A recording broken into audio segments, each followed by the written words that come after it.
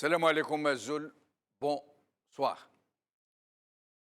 Le régime donne des signes évidents de panique. Il ne sait plus comment désamorcer la bombe à retardement du front social, s'il lui faut céder aux revendications socio-professionnelles et donner ainsi le signal à toutes les autres catégories sociales qui attendaient de voir venir, ou rester ferme et ne rien céder, et donc exacerber à leur paroxysme les tensions qui s'expriment et qui couvent. Il ne sait plus, le régime, en son sein même, des tiraillements et même des conflits presque ouverts, depuis que le projet du 5e mandat est le sujet de certaines tractations entre certaines forces, et pas seulement à l'intérieur du pays.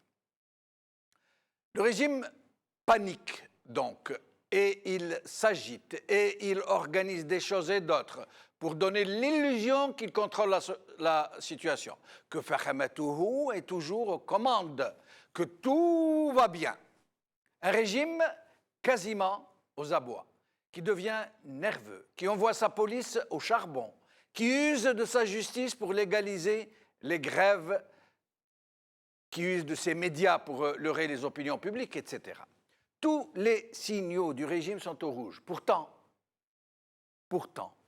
si l'on devait évaluer les forces qui se sentent engagées dans le terrain de la contestation, qu'est-ce que nous pourrions trouver? Essayons d'être un temps soit peu objectifs. Voyons voir. Il y a d'abord les réseaux sociaux. Encore que ceux-ci ne sont vraiment pas une vraie force, mais une sorte de tout petit échantillon de forces sociales latentes. Et encore, ceux et celles qui s'y expriment sont littéralement à couteau tiré les uns contre les autres. Et je ne parle ni des Baltagias du régime, ni de ses agents provocateurs. Allez-y voir. Si vous ne connaissez pas les réseaux sociaux, vous allez être étonné par les guéguerres à Katsu qui y font rage. Salafistes contre éradicateurs, berbéristes extrémistes contre arabistes extrémistes, maquistes contre le reste des Algériens, les pour ou contre le voile, les pour ou contre Abou Martou de Ain Fawara, les pour ou contre Ben El-Ghabaret, les pour ou contre le régime et jusqu'aux les pour ou contre la visite d'Erdogan. Et je ne vous dis pas les échanges de la haine à bord, jusque-là, de la calomnie, de la stigmatisation la plus odieuse. OK. Et à part les réseaux sociaux, me diriez-vous? Eh bien, les médecins résidents, les enseignants, quelques étudiants, et épisodiquement quelques secteurs qui frémissent un peu, qui manifestent des velléités de contestation. En tout et pour tout, si nous pouvions compter ces Algériens et ces Algériennes qui s'expriment clairement contre le régime dans les réseaux sociaux ou qui manifestent dans la rue, ils ne devraient pas représenter, tenez-vous bien, attachez vos ceintures, 1% de l'ensemble de la société algérienne. Un petit pourcent. Mais qu'est-ce qui t'arrive, Jamel-Din? Êtes-vous en train de nous dire, en pointant votre index sur votre écran de télé, tu as vendu le match ou quoi? Tu travailles pour le régime maintenant pour avancer de telles énormités, pour apporter de l'eau au moulin du régime et confirmer que l'immense majorité du peuple algérien continue de vaquer à ses affaires sans faire de vagues? Qu'est-ce qui t'arrive, Yassi Mohamed? Tu as reçu un chèque ou quoi? Tu fais du... comment il s'appelle? Ould Abbasisme, du Sidi Saïdisme? Du calme, mes chers amis. En vérité, si je vous dis que l'ensemble des Algériens qui contestent, mais qui contestent vraiment le régime de façon directe dans la rue ou dans les réseaux sociaux, ne dépassent pas les 1% de la société algérienne, tous âges confondus, c'est surtout pour vous dire que si ce régime a perdu les pédales, s'il panique à ce point, au point de ne plus savoir que faire avec 1% seulement d'Algériens qui sont entrés ouvertement en conflit avec lui, qu'est-ce que ça va être quand une majorité d'Algériens et d'Algériennes entreront en contestation, quand des millions d'Algériens comprendront qu'ils n'ont plus le choix, que l'heure est venue pour eux tous de se réapproprier leur pays, d'imposer leur volonté aux mafieux qui ont détourné le fleuve sacré, de les chasser de leur vie. Comment réagira alors ce régime quand nous passerons aux choses sérieuses, quand nous ne formerons plus qu'un bloc face à la mafiocratie, quand nous ne laisserons plus ni corrompre, ni dissiper les nôtres, ni être divisés par les Baltagia et tous les haineux de tous les bords? Eh bien, je vous réponds, et je suis sûr que vous avez la même réponse. Ce jour-là, le régime sera balayé comme un fétu de paille par un fleuve puissant. Alors, en attendant que l'immense majorité rejoigne le brave 1%, aujourd'hui. TSA, contestation sociale, les Walis et les services de sécurité mis en alerte par Faisal Metawi. El Watan, prison requise contre des proches de Shakib Khalil par Mohand Aziri. Algérie Focus, Nouria Bentrabrit. Ceux qui manipulent les élèves pour qu'ils les soutiennent dans leur grève seront débusqués par Massinissa Mansour. Pourquoi le régime panique-t-il? C'est notre émission d'aujourd'hui, c'est le titre de notre émission d'aujourd'hui. Et pour en parler, j'ai le plaisir de recevoir ici sur le plateau Mariam Saïdani, membre du conseil politique de Jil Jadid. Mariam, merci d'être avec nous. Merci à vous. Merci.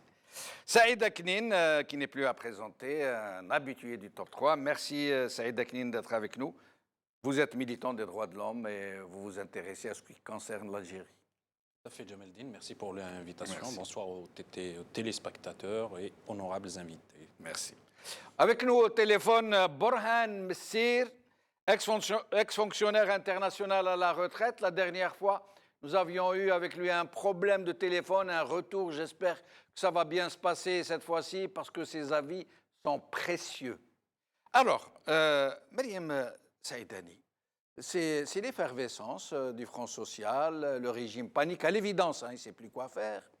Menaces, utilisation de la justice, il envoie ses policiers taper sur les gens, il essaye de corrompre les leaders syndicaux, il envoie ses Baltagia essayer de faire passer le Knapest pour des salafistes qui veulent nous faire retourner vers les années de sang, etc., etc., tous les moyens. Alors qu'en fait, d'après vous, est-ce que la contestation est aussi massive qu'on veuille nous le faire croire? Au jour d'aujourd'hui, la contestation, elle n'est pas si massive que ça. Mais dans votre introduction, vous aviez dit 1%. Pour moi, 1%, c'est énorme. Si on compare ça à la population algérienne qui est à 40 millions, ces 1%, ce sont ces personnes qui ont... 1%, c'est tous âges confondus, du bébé au vieillard. Absolument. Ce 1%, ce sont les personnes qui cassent la barrière de la peur. Ce sont les leaders qui donnent l'exemple à d'autres jeunes, à d'autres franges de la société de se révolter, de ne plus accepter ce qu'ils acceptaient avant. Maintenant, c'est une génération qui veut du changement et qui veut se réapproprier l'espace public pour revendiquer leurs doléances. Maintenant, vous aviez parlé tout à l'heure des réseaux sociaux. Oui, les réseaux sociaux, les Algériens ont trouvé ce moyen parce que l'espace public leur est interdit. Il y a une très grande effervescence, il y a un très grand débat, même s'il n'est pas bien structuré sur les réseaux sociaux. Mais maintenant, aujourd'hui, on voit que les jeunes contestent et ils veulent leurs droits et le régime panique. La panique du régime, elle est à son paroxysme aujourd'hui. Avant une année ou deux, il y avait plus ou moins un Premier ministre qui répondait même défavorablement aux contestations. Aujourd'hui, le Premier ministre ne s'investit pas, ne dit aucun mot concernant les contestations. On dirait qu'il est réduit au silence, on dirait qu'on lui a dit de ne plus parler. Il ne parle plus. La seule fois où il a parlé, c'était au nom du RND, pas pour faire du brossage au président, pas pour parler autant que Premier ministre. Là, notre dilemme, on est dans un État en pleine déliquescence. Il n'y a plus d'institutions qui marchent. La présidence de la République ne fait aucun travail, le Parlement ne fait aucun travail et les gens qui contestent ne trouvent pas de vis-à-vis, ne trouvent pas de personnes sérieuses qui prennent des décisions et qui sont à l'écoute et qui ont des solutions. Mais Myriam Saïdani, jusque-là, ce régime, il s'en tirait pas mal. Pourquoi? Parce qu'il y avait de l'argent. Oui. Ce régime ne sait rien faire sans argent. Or, il n'y a plus d'argent. C'est peut-être ça qui donne cette impression de vide absolu, d'absence totale, de vacation, en plus de la maladie de Abdelaziz Bouteflika, dont on dit Fakhamatohu est en train de faire, alors qu'il n'est pas là, tout le monde le sait. Oui, la crise économique est là, mais on n'a pas ces difficultés financières énormes que l'Algérie va devoir affronter au futur proche. Là, aujourd'hui, le plus grand problème n'est pas économique, il est politique. Il y a un président qui a amendé la Constitution pour concentrer tous les pouvoirs dans ses mains. Et là, aujourd'hui, il ne fait rien du tout. Et là, le blocage devient le blocage. Il ne donne plus d'ordre. Il ne réunit pas son gouvernement. Et de là, le Premier ministre ne fait rien parce qu'il ne reçoit pas aucun ordre. Et ça descend jusqu'au dans les institutions de l'État, ça descend jusque dans les entreprises économiques. Mais on le sent, ça. Hein, on le sent, il y a un chaos, il y a un état chaotique dans les administrations publiques, dans tous les domaines. On ne reçoit pas d'ordre d'en haut. Il n'y a plus que Sidi Saïd et Ould Abbas qui nous disent que tout va bien. En fait, c'est désolant de voir les journalistes se déplacer là où il va, Ould Abbas ou Sidi Saïd, parce que c'est des gens qui font dans des... c'est des gens de cirque. Mais moi, je trouve que c'est bien, au contraire. Comme ça montre le régime sous son véritable jour. Ben, on le connaît, hein, oui, ce régime. C'est tant mieux. Plus il y en a et plus on le voit. Ça donne de l'information qui est fausse et qui circule, qui fait marcher des rumeurs qui sont fausses. Il n'y a rien qui est palpable, il n'y a rien qui est juste. Et là, il ne faut plus... c'est de la propagande de bas niveau. C'est ça, c'est de la propagande de bas niveau. Il faut plus suivre ces personnes. Il faut aller chercher l'information là où l'État algérien est malade. Il ne faut plus suivre ces gens qui font du cirque. Alors, avant de donner la parole à Saïd, de recevoir Burhan, on va voir quelques images d'une manifestation d'étudiants, comment elle a été régulée par le régime.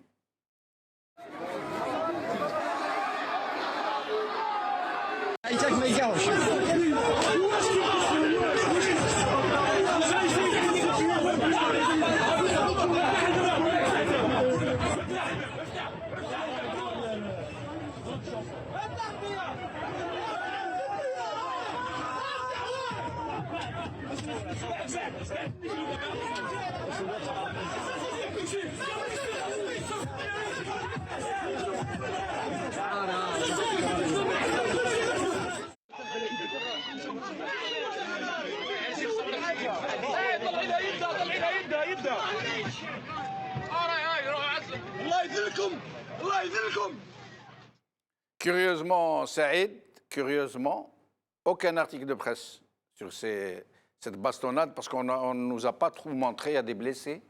Il n'y a que ces images sur le Facebook, sur les réseaux sociaux.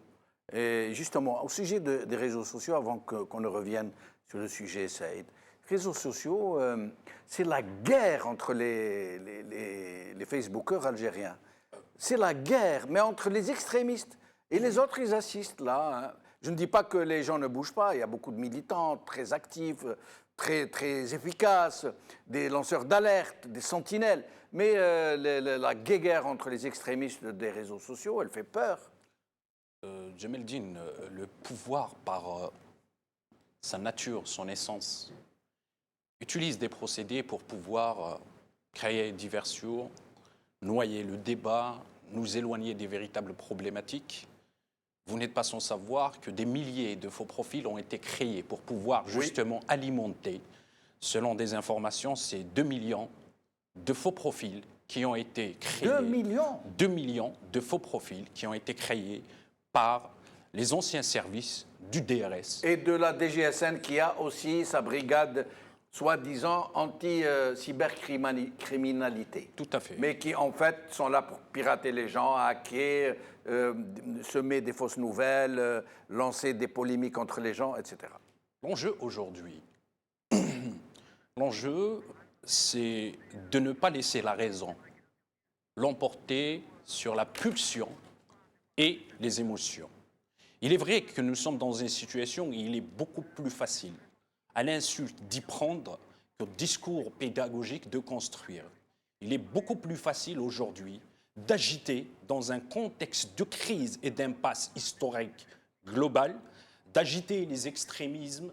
Et là, la voie de la modération, la voie de la pédagogie, la voie de la construction, elle a du mal à prendre.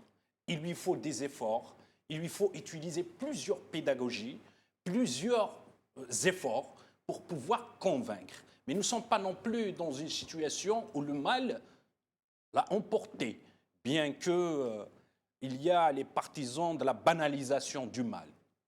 Le mal ne l'emporte pas. Aujourd'hui, le pays vit une impasse historique globale. Une impasse économique, une impasse culturelle, une impasse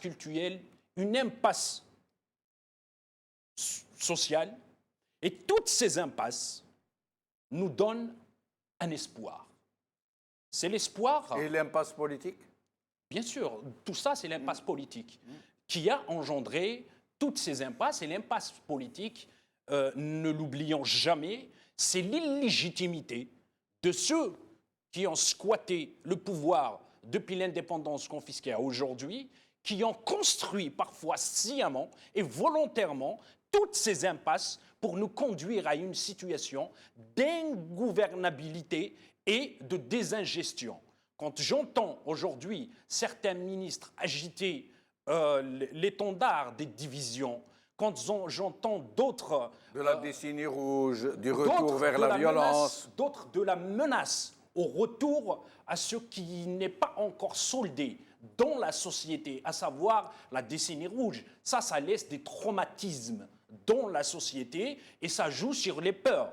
Ça, c'est leur technique pour pouvoir régenter encore la société, en plus de la famille, en plus de l'analphabétisé, en plus de voler ses richesses et en plus de vendre avec un crédit illimité de surcroît la bonne santé du premier magistrat indu du pays avec un crédit de concomitance. Je m'explique. Quand on publie un article dans un grand journal ou un petit journal écrit par un homme qui loue des habits, de surcroît un journaliste. Ah, vous parlez du fameux think tank qui a fait... Tout à fait. Comment il s'appelle déjà? Oxford Business Group. On ne fait pas dans le marketing. Ouais. La mort, sinon la survie, n'a pas besoin de marketing pour pouvoir prouver sa vie. C'est le peuple qui l'a élu. C'est au peuple qu'il faut s'adresser. C'est au peuple qu'il faut rendre des comptes. C'est le peuple aujourd'hui qu'il faut... il y a Macron qui, dans un communiqué de... Le deuxième crédit, c'est comme si on va lui flexer maintenant. Il lui a flexé, Macron a flexé du crédit à celui qui a squatté la présidence depuis maintenant 99, quand il a été ramené par le club des généraux et intronisé à la tête de l'État. C'est obéi à une seule logique. Un appel téléphonique, maintenant, je pose une question aux deux chancelleries, en leur disant, moi, enfant du peuple, je veux savoir quel est le prix de ce flexi, quel est le prix de cet appel. Est-ce que c'est le prix de la souveraineté nationale? Est-ce que c'est le prix d'un prix de pétrole? Est-ce que c'est le prix des arrangements tacites dans la géostratégie? Nous voulons, parce que c'est comme ça que ça se passe dans les relations internationales. Oui, mais Saïd, pardon de vous interrompre. Nous, on n'a pas demandé des comptes à la France. Elle agit pour ses intérêts. C'est tout à fait légitime. Quelqu'un, un jour ici, vous étiez avec moi, un ministre, M. Bahbouh, nous avait dit il n'y a pas de morale en politique.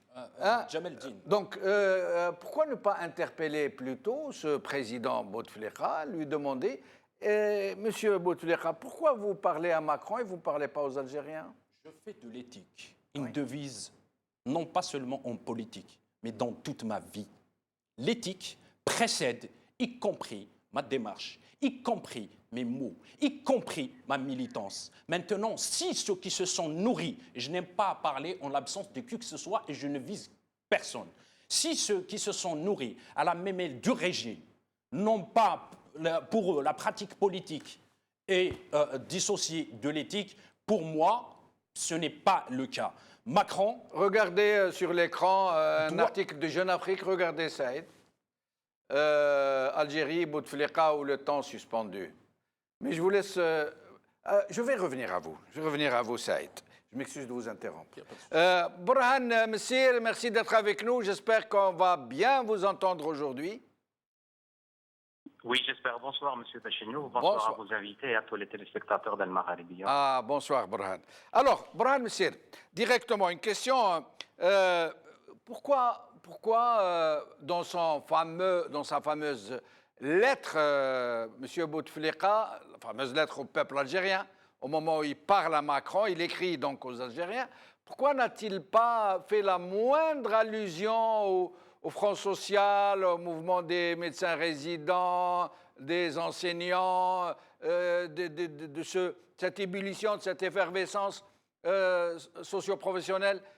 Pourquoi? Écoutez, je crois qu'à mon humble avis, que cette lettre-là est arrivée un peu tard ou un peu tôt, c'est selon l'interprétation des gens. Elle est arrivée un peu tard, par exemple, par rapport à ce que le cadre de l'éducation nationale, de la grève qui se déroule actuellement au niveau de l'éducation nationale, toutes les voies et moyens, toutes les portes ont été fermées par la ministre, ne laissant aucune marge de manœuvre. Donc, ce qui est venu maintenant, même le président de la République, en essayant, même s'il voulait écrire ou on voulait le transmettre un message, ce message ne serait pas passé. Peut-être qu'elle est venue trop tôt, parce que la ministre également avait mis en exécution, si vous vous rappelez la ministre, parce que le véritable conflit, il y a bien sûr les deux conflits, celui de la santé et de l'éducation, mais c'est surtout celui de l'éducation, où des centaines de milliers d'élèves n'ont plus cours depuis quelques mois.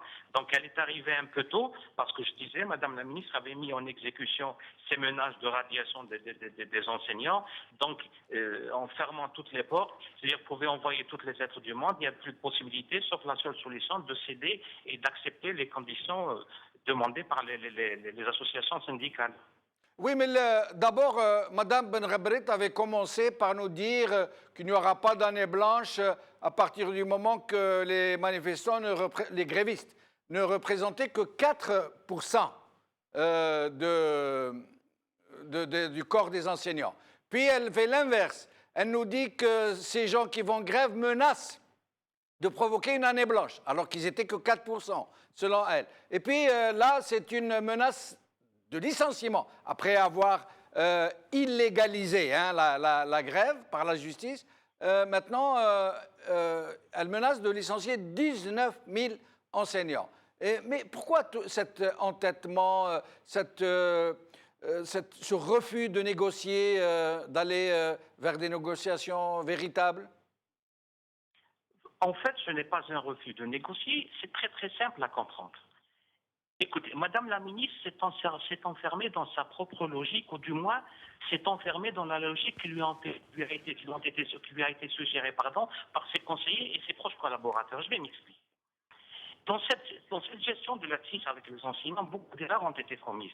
Écoutez, dans n'importe quel conflit social, le premier responsable, qu'il soit un simple directeur, qu'il soit PDG, qu'il soit Wali ou peut-être qu'il soit ministre, comme c'est le cas actuel, ne doit jamais être mis au devant de la scène. Il doit prendre du recul, revenir un petit peu en arrière, laisser voir les choses, et pour pouvoir utiliser du moins son droit de recours ou de grâce pour pouvoir régler le problème. Or, dans le cas précis, c'est-à-dire Madame la ministre, même si elle veut réagir maintenant, elle s'est enfermée. Elle n'a plus de possibilité d'agir. Donc, elle a non seulement fermé les portes, et en plus, elle a jeté toutes les clés. Alors, allez-y maintenant ouvrir les portes. Oui, mais Borhan Messir, excusez-moi de vous interrompre. Il y a un statut de Mme Benrabrit sur sa page Facebook où elle dit, bon, ça veut dire elle veut dire un peu, c'est pas moi qui ai fait marche arrière. Hein. Elle dit, il y a eu des directives de M. Bouteflika qui me demandent de négocier Donc, la voie de la négociation est ouverte. Toutes les académies de toutes les wilayas en Algérie sont ouvertes pour recevoir les doléances des enseignants licenciés pour qu'on examine tous les cas et qu'on ouvre enfin la porte du dialogue. Qu'est-ce que vous pensez de cette dernière sortie, Brahim Messir? Tout geste positif qui peut plus ou moins arriver à une solution est le bienvenu. Mais là n'est pas le fond du problème. Les revendications émises ne sont pas le fait de réintégrer les personnes radiées parce qu'ils ont été radiés. Je ne sais pas la manière avec laquelle cette radiation s'est opérée. Le problème n'est pas la réintégration. Le vrai problème, ce qui a été posé lors des différents PV qui ont été signés, notamment le dernier en 2015. On peut maintenant, c'est-à-dire, c'est pour ça que je vous disais que quand on ferme les portes, quand on ferme toutes les portes et qu'on jette les clés, c'est-à-dire vous ne trouverez plus de solution sauf de céder carrément. Mais je ne sais pas qu'est-ce qui a été décidé lors du dernier congrès, du sommet là, qui a été du moins le conseil du CNAPES, mais toujours est-il que la vraie solution n'est pas là. Maintenant qu'il y ait des intermédiaires, il y a eu des actions qui ont été entreprises par des médiations plutôt qui ont été entreprises et qui ont abouti. Et qui est-ce qui a fait aboutir ça? La vraie question qui se pose, Madame la ministre, maintenant même fait quelque chose, elle sait coïncider du moins par rapport à ses propres conseillers. La vraie question qui se pose, à qui profite maintenant ce blocage et ce pourrissement? Qui veut vraiment le pourrissement et le blocage? Là, parce que c'est l'avenir des milliers, de centaines de milliers d'élèves qui est en jeu. Brahim Messir, je vais profiter de votre présence ici avec nous pour vous demander de nous dire ce que vous pensez sur l'affaire Chakib Khalil. Je sais que vous avez abondamment traité de ça sur votre statut, sur votre espace Facebook. Je rappelle, est-ce que je peux donner le nom de votre page? Là, il n'y a pas de souci. Le Mouloudéen constantinois, c'est ça, je crois? Mokis, oui. Le Mouloudéen mokiste. Et donc, vous abordez le sujet de Chakib Khalil. À votre avis, qu'est-ce que ça représente? Jusqu'à un certain moment, Chakib Khalil représentait une alternative pour le clan Bouteflika au cas où le 5e mandat ne marcherait pas. Mais maintenant, il semble que cette possibilité soit grillée, non? Absolument. Maintenant, ce qui s'est passé au niveau du tribunal de Milan, les personnes qui ont été condamnées, les 3 personnes qui ont été condamnées, du moins qui ont fait l'objet de réquisition de la part du parquet, qui sont Talib Bedjaoui, Omar Habour et le dernier, là, un nouveau qui est apparu, le nom qui est apparu, ce sont de très très très proches de personnes de Chakib Khalil. C'est-à-dire, même si Chakib Khalil n'a pas fait l'objet de condamnation, son nom a été cité également à plusieurs reprises dans cette affaire. Et le problème maintenant réside dans le fait que ce Chakib Khalil a été défendu à très haut niveau au niveau de l'État algérien, ce qui fait maintenant que l'État algérien se trouve dans une situation embarrassante, même si l'intéressé n'a pas été condamné, mais ce sont des gens qui sont très très proches à lui, qui ont fait l'objet de ces réquisitions. Restez avec nous, Brahim Messir. Nous revenons à vous dans un moment. Avant de revenir vers mes invités sur le plateau, j'aimerais vous faire voir jusqu'où certaines personnes qui sont sous les feux de la rampe peuvent aller. Regardez. Le secrétaire général du GTA s'est attaqué au ministre de l'Énergie, s'est attaqué au ministre du Président, directeur général de son attaque. Et d'Arbolid Bendir. ولكن أنا نهاية المطاف نخرج من هنايا كملت معكم غدوة le nouveau secrétaire général du syndicat d'entreprise ولا حمو il va demander à voir le président directeur général du groupe يقول له راه عند سيدك السعيد اللي يسب فينا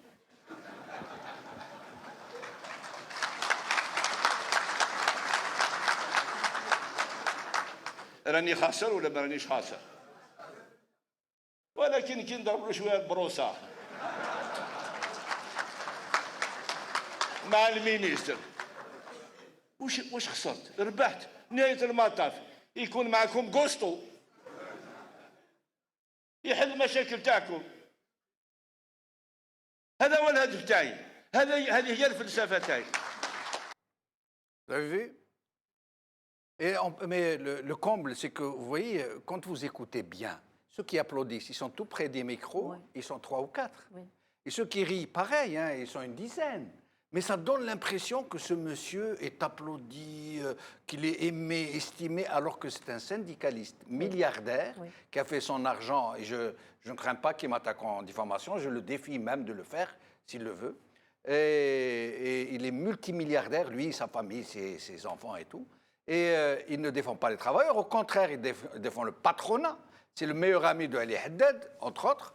Et il vient ici, il nous dit oui, il faut brosser, il faut donner. C'est incroyable de cette indignité. C'est un des meilleurs accomplissements du système Bouteflika, c'est qu'il a fait sortir de ces hommes leur côté le plus bas, le plus ridicule. On les voit en train de dire des absurdités, rien que pour garder les intérêts qu'ils ont, pour garder leur place. Là, on parle du partenaire social, des travailleurs. Qu'est-ce qu'il a fait, le partenaire social des travailleurs?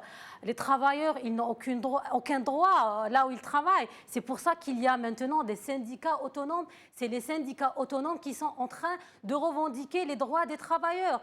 L'UGTA, c'est un partenaire du chef d'entreprise. Ce n'est pas un partenaire du simple travailleur.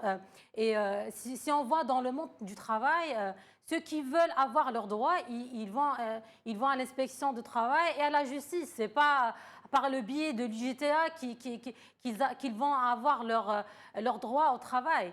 C'est le génie de Bouteflika d'avoir fait de ces hommes ce qu'ils sont aujourd'hui. Ça reste pour l'histoire de leurs enfants et de toute une génération d'hommes. Mais il n'est pas le seul. Hein. Je sais. Il y a eu Sellal, il y a eu Roul, Ammar Roul, il y a eu, comment il s'appelle l'autre, Ould Abbas. Exactement. Le comble, c'est qu'ils ont la une des journaux, des télévisions, ils sont partout, omniprésents. Et c'est ça ce qui est gênant. On suit ces gens qui ne disent rien du tout, en fait, et qu'on relaie ces informations comme si c'était crédible, alors que ce n'est pas du crédible. C'est eux qui ont donné du carburant à ce système qui est mort. C'est eux qui ont fait la continuité de ce système. C'est eux qui ont fait marcher tout le 4e mandat. Parce que le président de la République, ce 4e mandat, il n'en a rien fait. Il n'a pas exercé ses pouvoirs. Il n'a rien fait pour l'Algérie. Il n'a même pas parlé. Il n'a même pas parlé. Il n'a même pas fait sa campagne électorale. Oui, la seule chose qu'il ait dite, c'est quand il est parti voir Medelsi, il lui a dit « Jit netrachah ». Ça, il l'a dit. Oui. Mais à part ça, il n'a rien dit au peuple algérien. Ce qui est important, c'est qu'il y mais après, que l'État algérien... Bouche cousue. Exactement, s'effondre. C'est pas sa faute. Que les présidents viennent en Algérie pour faire de ce marché algérien l'extension de leurs intérêts. Ça, c'est bien. Mais pour l'Algérie, il n'y a rien. Il n'y a personne pour parler des intérêts de l'Algérie et des Algériens. Saïd Aknin, avant de vous donner la parole, nous allons voir le même, M. Sidi Saïd, en train de... Vous allez écouter les paroles d'Aït Menguillet. Lui, il les a transformées en une certaine façon. Un peu pour dire il y aura le 5e mandat. Écoutez-le danser. Regardez-le danser.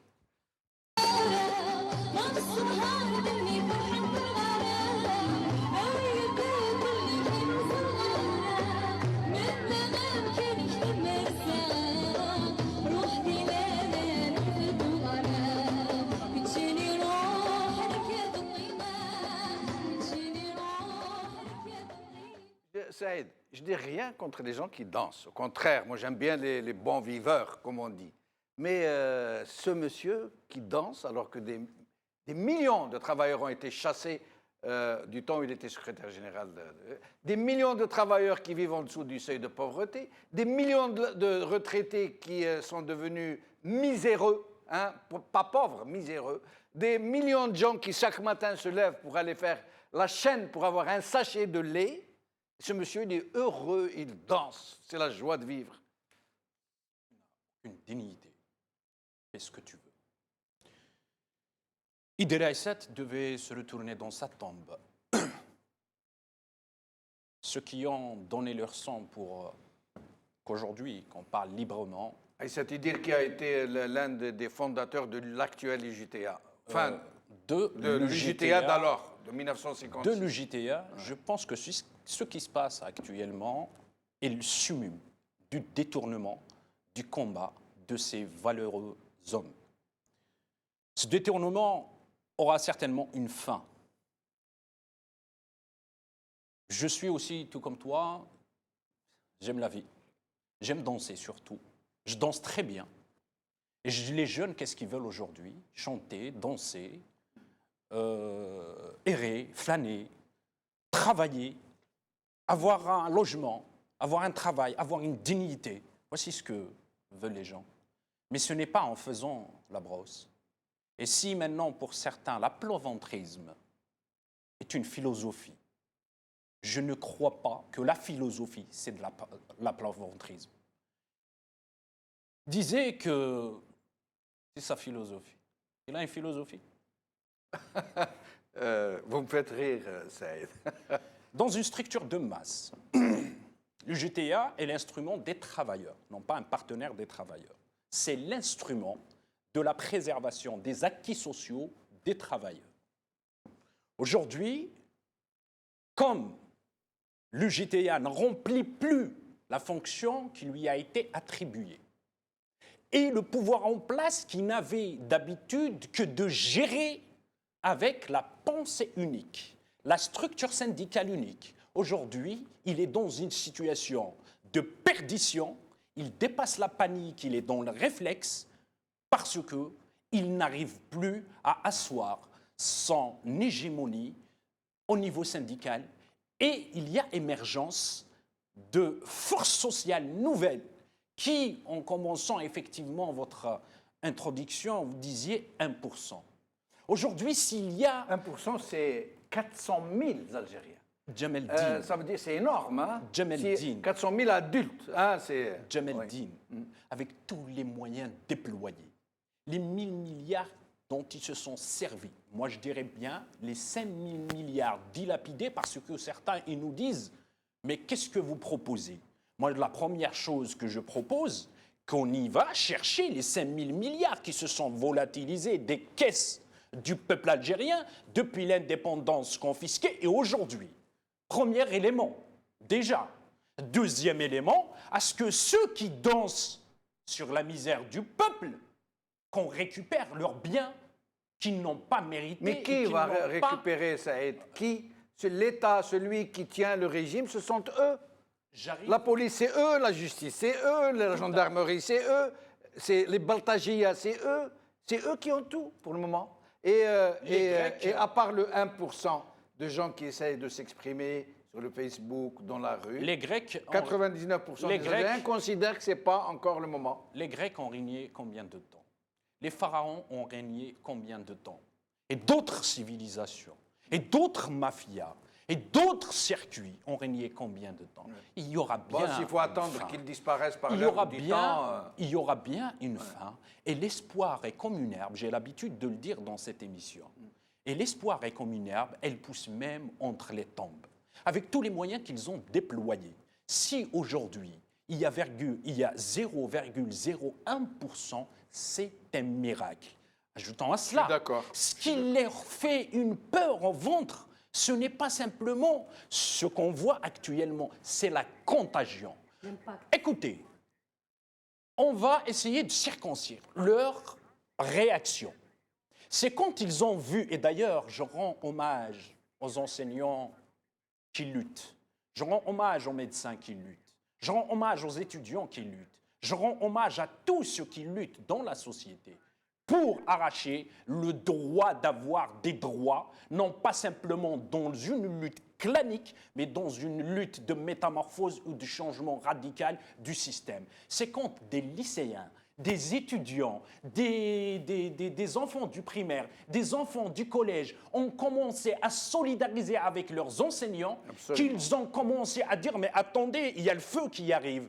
Et c'est quand des acteurs, que ce soit en Algérie, que ce soit ici, que ce soit ailleurs, ont commencé à déjouer d'une façon scientifique le piège de scission de l'Algérie qui se préparait. Ben Brit, qu'on a utilisé pour essayer de singulariser le reste du pays avec la Libye islamiste. d'autres qu'on a essayé d'instrumentaliser pour singulariser la Kabylie avec d'autres alibis. Et là, le génie populaire a déjoué et ils ont montré qu'effectivement, il y a cette nécessité et cet impératif de changement du système. Brahim Messir, avant que je vous pose une question en particulier, vous avez remarqué que maintenant, une nouvelle stratégie des services de police, comme ils disent, vous savez comment ils font contre les manifestants? Ils les mettent dans des bus, hommes et femmes, hein, pas d'importance, et ils les jettent dans des autoroutes. C'est incroyable. Ils les débarquent en plein milieu des autoroutes, ne leur laissant pas d'autre choix que de faire du stop. Et c'est surtout destiné aux femmes, pour dissuader les femmes d'aller manifester. Et nous poserons la même question tout à l'heure à Mariam Saïdani. Mais la question que je voulais vous poser, Brahim Messir, maintenant que le régime n'a plus d'argent pour sustenter ces grands relais sociaux, je veux dire ces grandes organisations de masse qu'il a créées pour fliquer les Algériens, pour les canaliser, pour les surveiller, comme le JTA par exemple, pour appeler les choses par leur nom. Et les autres organisations de masse, elles sont très nombreuses, mais qui ne fonctionnaient qu'au sérum, qu'à la perfusion des privilèges, des petites primes, des affaires pour les enfants, des lots de terrain, des logements, etc. Maintenant que ce régime n'a plus le moyen de ces méthodes, comment va-t-il faire? Là est toute la problématique. Vous posez un sérieux problème qui concerne le mode de règlement de ces conflits. Et donc, on est passé d'une étape où l'argent l'argent du pétrole s'entend couler à flot et était distribué à n'importe comment. Et on est repassé à une deuxième étape qui était, si vous vous rappelez, une étape entre 2014 et 2016 qui était celle des promesses de Sellal et de Tebboune. Maintenant, on est passé à une autre étape. Et là, cette autre étape, parce qu'il n'y a plus d'argent, il n'y a plus de promesses à faire, qui est l'étape du bâton et de la bastonnade d'une manière générale. Et là, ce qui va se passer maintenant, c'est de résister jusqu'à 2019, parce qu'il faut savoir que 2018, contrairement à ce qui a été dit un peu partout, 2018 est une année politique, 2018 ne sera pas une année politique, elle sera essentiellement une année sociale. Donc il faudra résister, il faudra tenir le coup jusqu'à 2019, et pourquoi pas colmater entre-temps la brèche en essayant de changer soit carrément d'un remaniement ministériel ou bien changer quelques ministres qui ont été défaillants. C'est l'une des rares solutions qui reste maintenant pour pouvoir plus ou moins juguler toute cette protesta. Brahim Messir, vous pensez que ce régime arrivera aux échéances présidentielles 2019? Vous pensez qu'il ne se passera rien entre-temps, que tout va baigner comme d'habitude pour lui jusqu'à cette échéance? Oui, tout dépendra du cheminement maintenant de la situation actuelle, parce que nous sommes arrivés à un stade où maintenant c'est l'insoutenable. Tout est devenu insoutenable maintenant.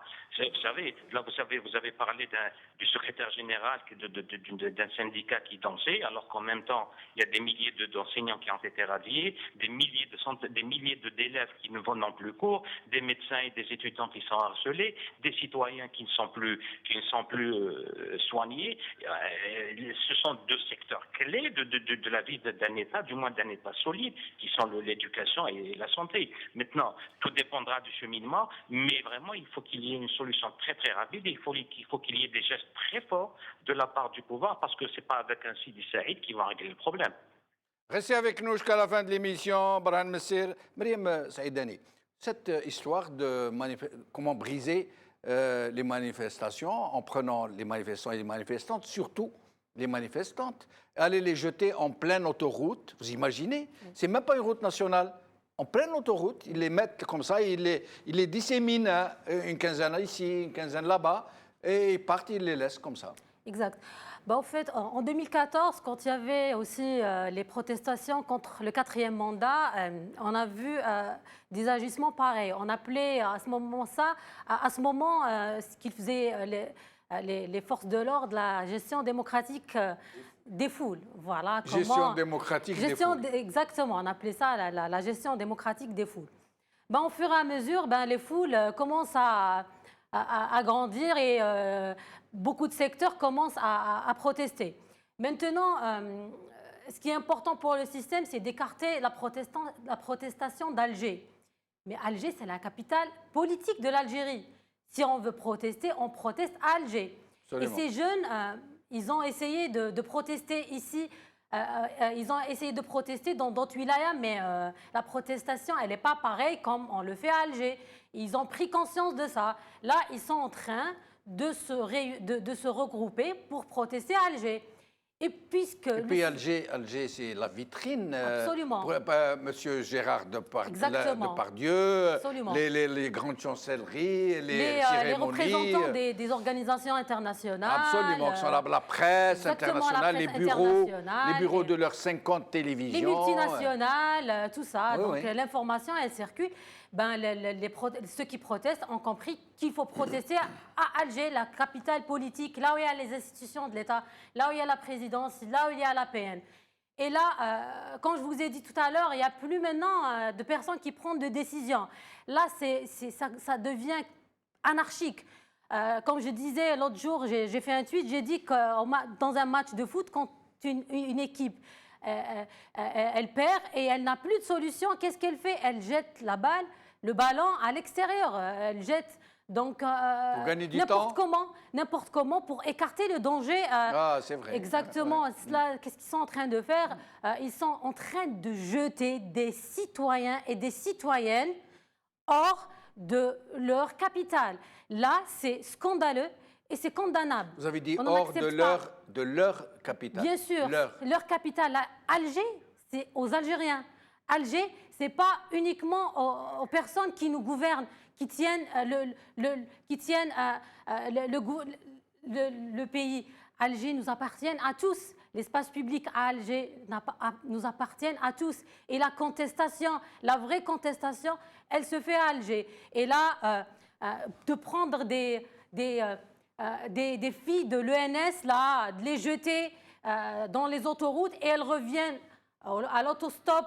On a vu les images, il faisait nuit. Ça, c'est des images qui sont intenables. Et là, de voir des étudiants se faire tabasser, des résidents, des médecins résidents qui se font tabasser par la police, là, c'est des images dignes de régime totalitaire. Qu'est-ce que vous pensez de cette information qui a été donnée par TSA, contestation sociale, les walis, les services de sécurité mis en alerte? Bien sûr, c'est peu de dire la panique, oui, là c'est l'alerte. Exactement. Tout à l'heure, vous disiez qu'il n'y a pas une très grande contestation, mais il faut souligner une chose. La contestation, elle est où? Dans des secteurs clés, l'éducation, la santé, l'éducation supérieure. Il manquait que le transport pour vraiment geler le pays. Il faut des contestations dans des secteurs clés où on peut paralyser tout un pays. Là, il y a la grève des enseignants. Les enseignants, l'impact, il va aux élèves. Les élèves, c'est les parents. Les parents, ils ne vont pas travailler à cause de leurs enfants. Et il y a le spectre de l'année blanche. En même temps... Et les partis politiques comme le vôtre? Exactement, on a dénoncé ce qui se Mais passe. pourquoi vous contentez de dénoncer? Pourquoi vous ne descendez pas dans la rue? En fait, les partis politiques en Algérie, on a les mêmes restrictions avec ce qui se passe avec ceux qui protestent, avec les syndicats et même avec les protestations contre 4e mandat et tout. On a toujours soutenu, on a toujours été dans la rue. Maintenant, on a dénoncé avec des communiqués. Il faut ouvrir les canaux de communication. Il faut sortir des bureaux comme Ben Rabrit qui campe sur ses positions uniquement parce qu'il y a une personne qui la dérange, qui est Boudiba. Elle dit que lui, il représente tout le CNAPES. Je veux pas négocier avec lui. Je veux pas être dans une table de négociation avec lui, alors qu'à Blida et à Béjaïa, c'est pratiquement le 4e mois de comment on va rattraper, tout ça. Là, elle est en train de dire « je suis prête à négocier » parce que M. Bouteflika l'a demandé. Pour les personnes qui ont reçu des mises en demeure pour qu'ils fassent des recours. Oui. Mais mais elle a dit aussi « je suis prête à négocier ». Elle l'a dit tout à l'heure. Je ne sais pas si il a dit non, par ils n'ont rapport plus à le choix. la Knapest et tout. Il ne nous reste plus beaucoup de temps, Saïd, le mot de la fin, mais j'aimerais que vous nous disiez un peu cette histoire de Knapest, les baltagias des réseaux sociaux qui sont en train de montrer des photos de barbus pour essayer de dire que derrière le Knapest, il y a les salafistes. Ça, c'est des techniques très connues. On réanime tous les éléments de traumatisme pour pouvoir étouffer toute forme de contestation. C'est des techniques diaboliques où leurs responsables de l'ingénierie sociale croient leur en concocter une recette. Moi, je dis tout simplement que si mon enseignant, aujourd'hui, si je suis sur ce plateau de télé, c'est grâce à mon enseignant du primaire, du lycée, du collège, de la fac, et dans leur quasi-totalité, ce sont mes amis. Si je suis sur ce plateau de télé, c'est grâce à mon médecin qui m'a soigné. Je soutiens mon médecin qui est légitime. Je soutiens mon enseignant qui est légitime. Et je suis obligé de vous interrompre, Saïd, parce que nous avons dépassé le temps. Merci beaucoup. Merci beaucoup, Mariam Saïdani. Merci beaucoup, Burhan Messir. Merci à vous, chers amis, de nous avoir suivis. Qawala khair. Slama.